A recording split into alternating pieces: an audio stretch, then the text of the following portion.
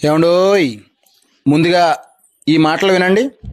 మీరు ఎప్పుడైనా గమనించారో లేదో, ఒక్క శివలింగానికే ఒక ప్రత్యేకమైన గుర్తు ఒకటి ఉంటుంది.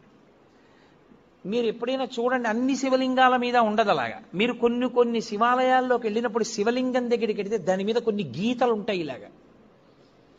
అది ఏమిటో తెలుసా గీత? అలా గీత ఎందుకు ఉంటుందో తెలుసా ఎవరికైనా? అలా గీత ఉంటే దాన్ని బ్రహ్మసూత్రము అని పిలుస్తారు. అలా గీత ఉంది అంటే నీ అదృష్టం పండి నువ్వు అక్కడికి వెళ్ళావని గుర్తు. 1000 మాటలు ఓ శివాలయంలోకి వెడితే నీకు ఎంత ఫలితమో, అలా గీతలు ఉన్నటువంటి శివలింగం ఉన్న గుళ్ళోకి వెడితే అంత ఫలితం. విన్నారు కదా?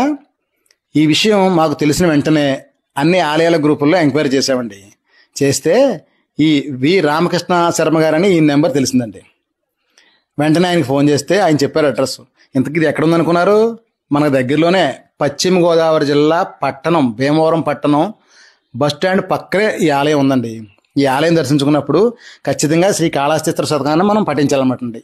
ఆ స్వామివారి దర్శన భాగ్యం మాకు కలిగినందుకు చాలా ఆనందంగా ఉంది. మీరు కూడా వెళ్ళి ఒకసారి అందరూ దర్శించుకోండి. ఈ వీడియో పూర్తిగా యూట్యూబ్లో కూడా అప్లోడ్ చేస్తాను, వెళ్ళి చూడండి.